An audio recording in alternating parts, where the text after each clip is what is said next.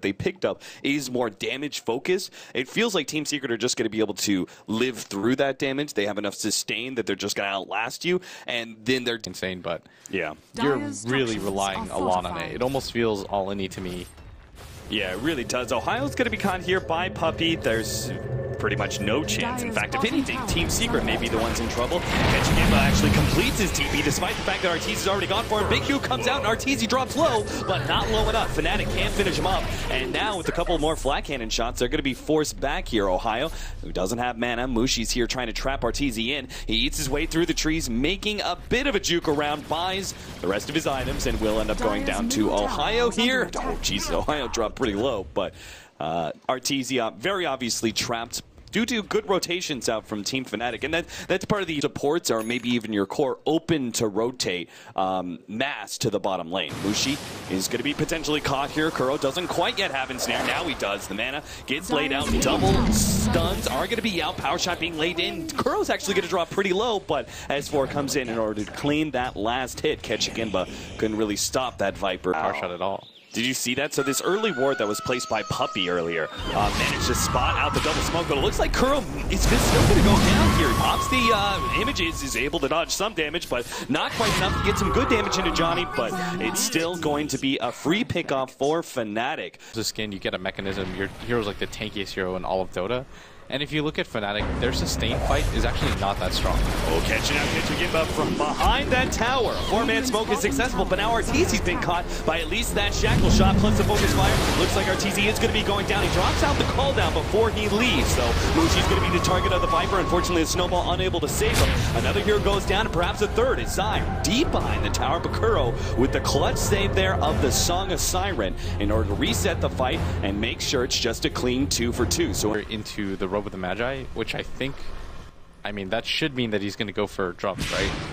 Yeah, unless he just wants a value bracer. KYXY is still going to have a blink. Oh, he couldn't even get it off in time. That was beautiful timing from Zai halfway through the blink animation. He's stat focused and will play a serious detriment later on. Ketchigimba is maybe going to be caught out here. Call down does reveal him. Ketchig is going to be going down now as he has no escape whatsoever. So a smoke that is successful for Team Secret. Fnatic are going to get into a fight here at the bottom lane. They've already actually retreated ahead of the Naga Siren sleep. Ketchigimba trying to get the TP out, does get revealed. Oh, the Song actually caught him there before the TP could complete, and Ketchigimba will be going down. But I would say Fnatic, that could have been so much worse. A quick retreat managed to make sure that they didn't had an advantage and they walked away. It was always Team Secret were set up in a very good position. Problem is now as time goes on, it's getting worse and worse. Now Roshan going to Team Secret and Aegis being picked up. This means a big advantage for the next 5 minutes and a big advantage for the next 30 seconds as Ketchigimba gets caught right outside the Roshan pit as well. Yeah, that's definitely their idea, is they're just not taking any fights, and so the net worth advantage continues to build in favor of Secret, who are just all going for the late game, I feel. Like, just Arteezy will build towards Satanic, and then top here, get a pick off. That was a big burst of damage. Puppey's going to go down as well, it seems. Nice little double kill there for Ohio. And that's something really important, right? Fnatic, it's really bad that they gave up. Defensively, and if he gets shackled, like, anything can happen. So I think the better play there is just to reset and look for pickoff, and that's exactly what's going to happen is Ohio at top. Yeah, he's going to be going down quite easily. The Walrus Punch leading things off, so the 3-man smoke gang finds Ohio yet another kill.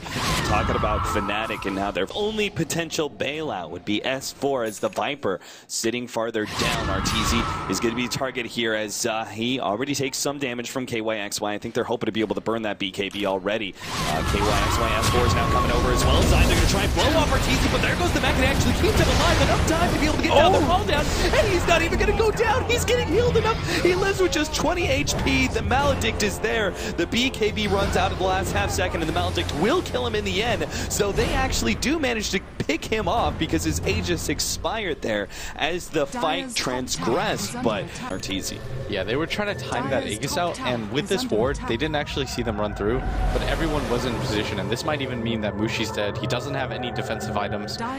If he just gets ensnared with S4 in position, this should mean a death. He already recognizes that. He's just going to go for the tower. And he might actually get out. Oh, no, the vacuum is there. Mushi now turns for the tower. He gets it in the end, so he gives up his life.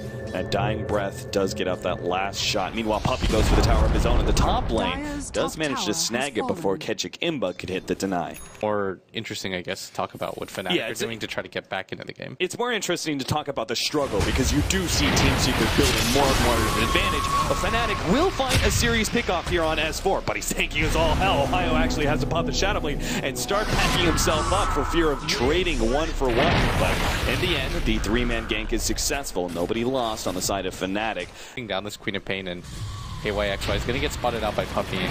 Ohio, he did get spotted out now. He's going to try and make a snowball play, but it looks like he is stuck 100%. So Fnatic will lose their Tusk, who was getting himself quite much that can deal with you, but Fnatic are going for the smoke round. They know that the entire team is there. This might actually be their best shot at winning a fight, but they have to do it quickly because Secret are beating on these tier 3s, and this might not even be an advantage because they'll have their own high. Oh, they're going to go first for Curl, immediately taking him out. There is going to be no Song of Siren to be able to save them, but already the response is there from Zai. 2-man backing while on top. This Death Ward, though. Oh, no, he's going to go down. The freezing field's being laid out. Death Ward, though, is focused on S4, but he's just too tanky. He doesn't care. He soaks up all the damage. And now here comes the buyback. Mushi is the first one. Tusk as well lays out his. They need more pickoffs. They need to be able to catch Team Secret, who are on the retreat now, but it doesn't look like they're going to find anything. So really, the only thing that Team Fnatic truly recover, unless Arteezy gets caught here, Ohio kind of playing a small game with him. But yeah, you can't commit. They managed to take away the gem. Because they managed to pick off Kuro first, take him out, make sure there was no Song of Siren set up, and then they immediately have the buyback. They just not losing anybody after that, I think almost makes the buyback worth it. I think Fnatic are going to be very happy with the one that played, with the way that played out. Yeah, I don't think you're happy with using buybacks because like if you lose this fight, then you're going to lose so much. But yeah. It was like they made the best out of the bad situation. But Secret, I mean, they're just so dominant in their farm right now. Nice ice shards. Arteezy stuck in a bad position, but there goes that Song of Siren.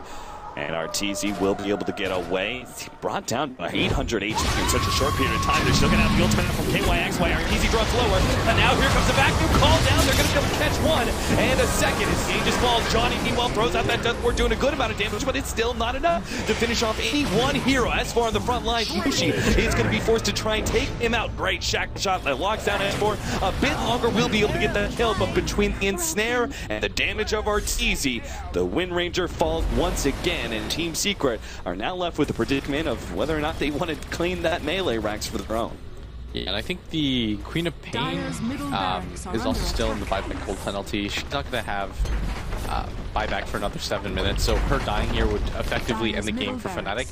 So they're just trying to scramble, stay alive whatever they can, but Arteezy, with the help of the Urn, is already at full HP. And that did look like a deceptively good fight for Fnatic because Arteezy dropped so low, S4 was already quite low, and you had the Aegis, but they're unable to capitalize, and Secret just outlasts them because of the amount of farm that they have. Yep, Zai is always able to get great counter initiations, and Arteezy, even if he did drop to like 200 HP, it doesn't matter.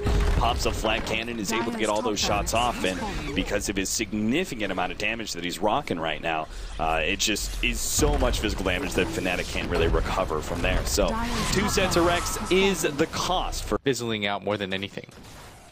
Now we've got more luxury items coming in. Boots of Travel being picked up by Zai's Darkseer. And then on top of that, even the support has something to go on here. Ohio is maybe going to be caught out here. The vacuum pulls him back into the call down. They have the vision to be able to catch him out. So Arteezy now jumps into a dominating streak. They really desperately need them because this is the game losing fight or winning fight potentially for them.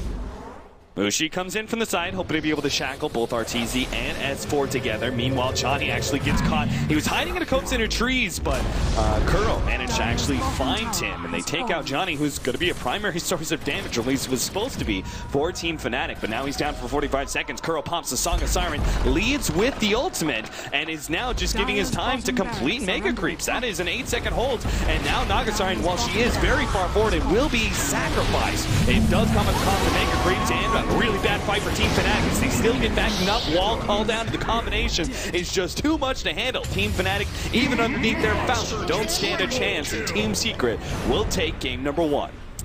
Yeah, and this was just, it wasn't the flashiest victory, but it was just efficient by Secret. Like Fnatic, they had a pretty good idea of what they wanted to do. You could see that there was a game plan with the way that they built items and the way that they built their heroes, but it just didn't pan out for them because they lost early control so quickly, and they just weren't able to get any towers down. And I actually feel like Secret, there were a few